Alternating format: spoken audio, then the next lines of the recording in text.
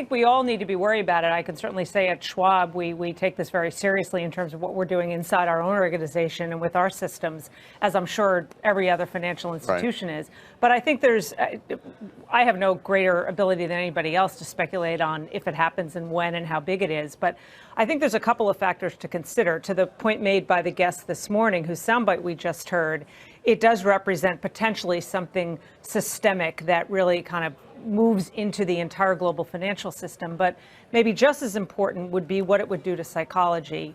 And if you think back to 2008, yes, there were plenty of fundamental and bubble bursting reasons why we had the carnage that we did, why the market went down as much as it did, why the recession was as ugly as it was. But a lot of it was pure fear on the part of businesses and consumers and investors.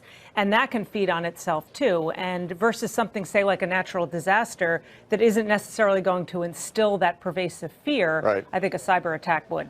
You know, Michael, to some degree, we all get lulled into a false sense of security about all of this because there are plenty of security services out there that are designed, or their mission is to prevent this from happening, but then it happens. So, you know, are we really that safe from that kind of an attack?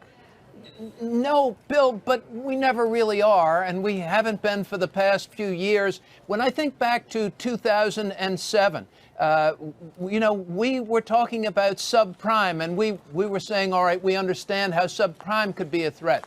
We didn't know that the banks were levered 40 to 1. Most of us didn't know. We didn't know that there were $2 billion, $3 billion of off-balance sheet SIVs. I didn't know what a SIV was, Bill, until all of a sudden you're sitting at your desk in the fall with the market dropping and overnight funds not trading, trying to say, now, what is it and what did it just do and how? So my point here is I actually think the earlier guest was a bit of an optimist by saying that this is the one remaining threat. It's not the one. We've got North Korea, we've got Iran, we've got a nuke that could go, and cybersecurity's big. But we have to, I think, look at the fundamentals underlying the economy and where we are. And, you know, it's been a long time since we had a recession. Something rather unexpected over the next few years will likely trigger another one. Investors shouldn't be surprised, but we will be. Yeah. But going back to the element of fear, Lizanne, I mean, when you think about a cyber attack on the financial systems, I mean, think about that JP Morgan note, the great liquidity crisis, highlighting the fact that there's so many electronic trading desks, that there's so many products, so many assets in passive vehicles, and that when volatility spikes, there could be an absence of liquidity. Multiply that by the impact a cyber attack could have on a party with the rest of the market still trading, and we could see a flash crash times 10, I would think. I mean, if there was something that prevented liquidity from coming into the market.